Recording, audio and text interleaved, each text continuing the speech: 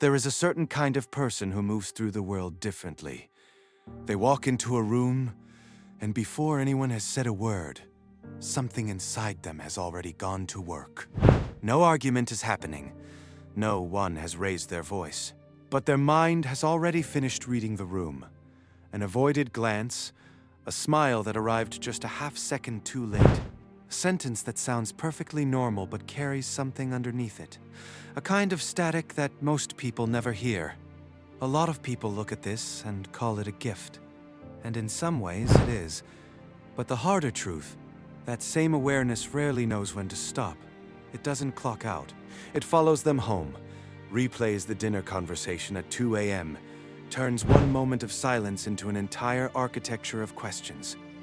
These are the people who can build a universe out of a pause. If you know someone like this, or if you are someone like this, then you already know it isn't simple. Because this kind of deep awareness isn't just about being perceptive. It's about living in a world where everything carries more weight than it appears to, where every interaction has a hidden floor beneath it. It can feel extraordinary. It can also feel absolutely exhausting. Today on The Silent Mind, we're going to sit with this experience honestly. We're going to look at where this heightened awareness comes from, how it shows up in everyday life, and, most importantly, how to stop being consumed by it. Where does it begin? Psychology gives us two distinct pathways into this kind of over-awareness. The first is simply how some people are wired from the start.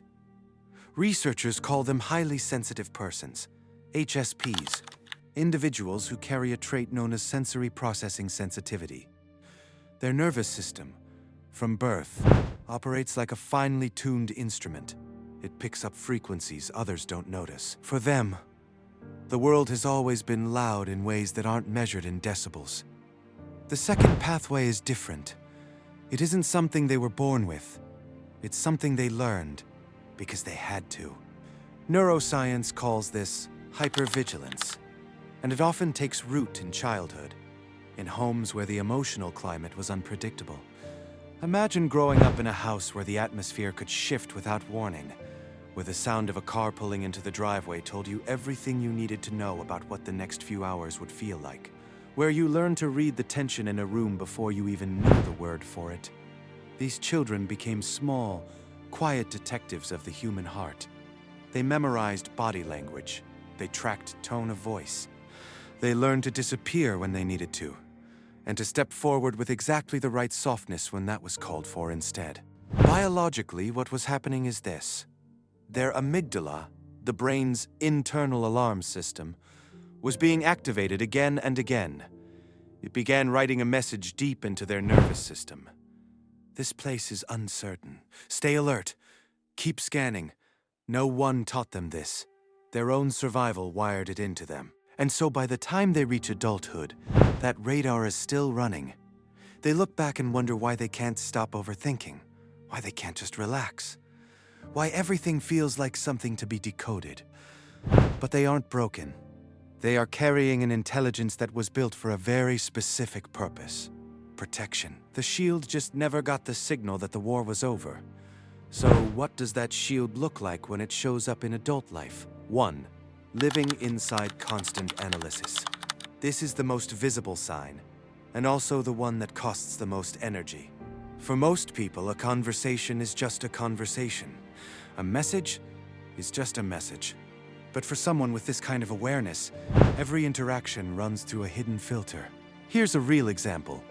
Their manager sends a message in the afternoon. Can you stop by for a minute later? For someone else, that's a meeting. For them, the moment those words land, something shifts. There's a texture to the phrasing that doesn't sit right, a distance in the tone. And their mind immediately begins turning it over. Did I miss something? Is there a problem? What's the subtext here? They don't just hear words. They notice the 3-second delay before someone offers a compliment. They catch the almost imperceptible change in someone's breathing. They're aware of what's being said and what isn't, simultaneously. Part of this is connected to what neuroscience calls the default mode network, the brain system involved in self-reflection and meaning-making. In most people, This network activates during rest or daydreaming. In people with heightened awareness, it tends to stay on, quietly running interpretations in the background of everything. Half of them is present, nodding, laughing, participating. The other half is somewhere else entirely, cataloging details, building theories, looking for the hidden meaning in the ordinary.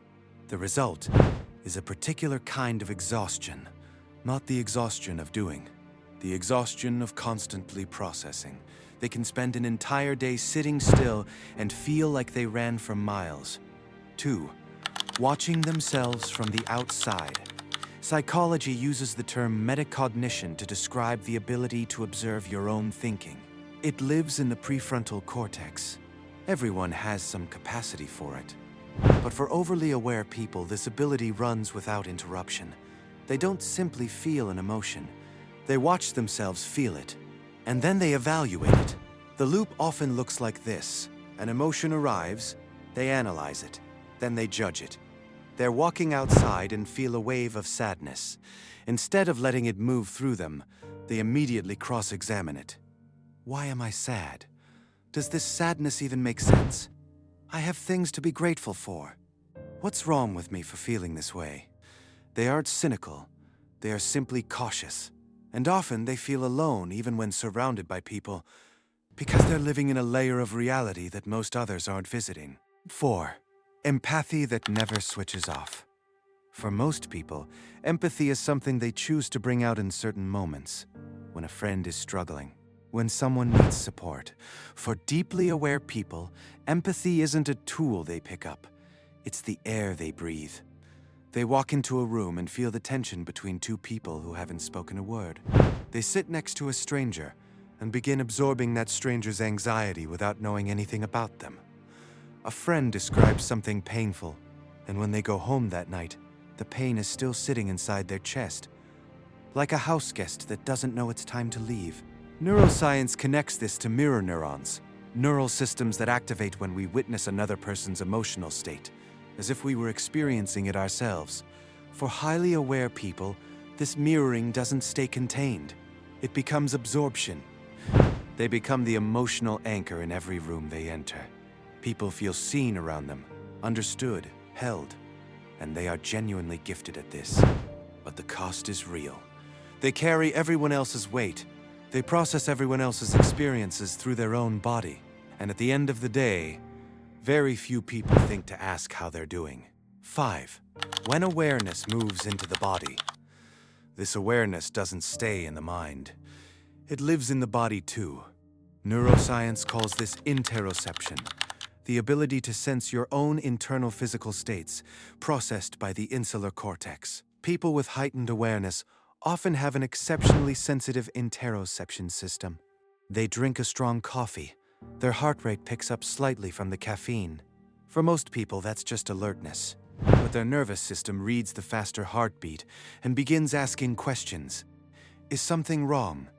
Is this a warning? And then the loop starts. A physical sensation appears. The brain interprets it as a possible threat.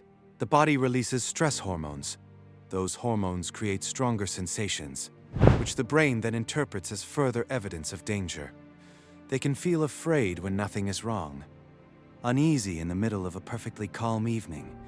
Their body has become a constant stream of signals, and there's no clear way to turn down the volume. The final trap, using awareness as control. When the body and the emotions and the mind are all running at full capacity, the awareness begins to shift into something else, a strategy for control, not control over others. Control over pain. A quiet belief takes hold underneath everything. If I can just predict every possible outcome, I won't be blindsided. If I see the disappointment coming, it won't knock me over when it arrives. And so they begin running simulations. What if this falls apart? What if that person withdraws? If the worst happens, how do I need to be positioned so that I don't collapse? Psychology calls the result analysis paralysis. They become stuck inside a maze of hypothetical futures, turning over risks that haven't materialized yet, living in 10 different versions of tomorrow, while today is still unfolding. And slowly, Without meaning to, they step outside their own life. They stop participating. They start managing. Protection replaces presence, and they find themselves exhausted. Not from anything that has happened, but from the constant effort of preparing for everything that might. The way through. Here's the thing about awareness. You can't simply turn it off. Asking someone like this to stop noticing would be like asking someone with perfect vision to choose not to see clearly. The sensitivity is real. The perception is real. The work isn't to become less aware.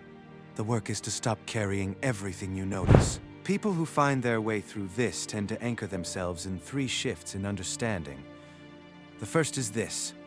Not everything you perceive is a message directed at you. If someone is slow to reply, they might simply be tired.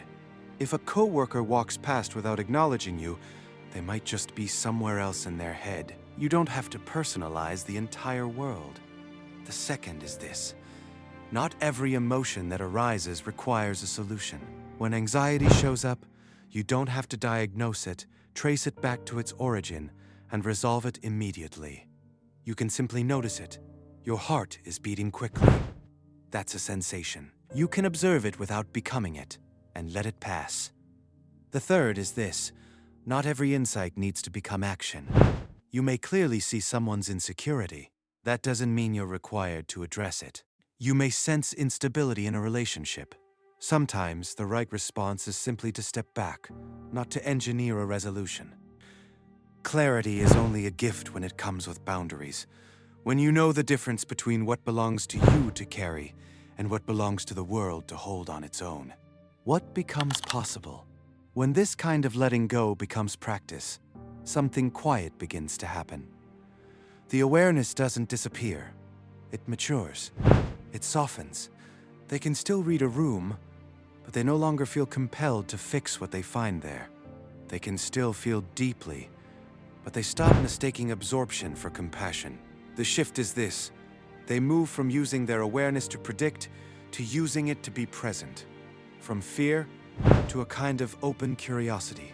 They can sit in a sunny afternoon with a cup of something warm and simply let it be what it is, without cataloging it, without analyzing whether they're enjoying it correctly, without asking what it might mean. Life becomes lighter. Not because the world becomes simpler. It doesn't. People are still complicated. Uncertainty is still real. Life becomes lighter because they stop trying to hold every equation in existence inside their own mind. The light in their head doesn't go out. It just changes quality. It moves from a sharp, searching beam, scanning for every flaw, every risk, every hidden meaning, into something warmer, something more like candlelight.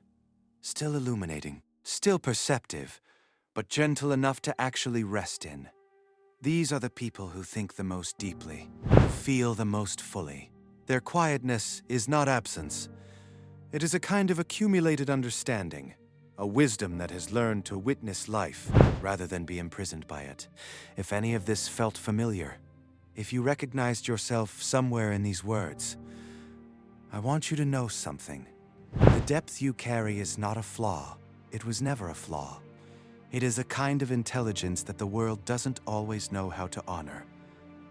But it is yours, and with the right understanding, it can become something you live with, rather than something that lives inside you like a storm that never quite passes. Leave a comment and tell me which part of this resonated most. I read every single one. If this gave you something today, a little more understanding of yourself or someone you love, please share it with someone who might need to hear it. You never know whose quiet mind is waiting for exactly this.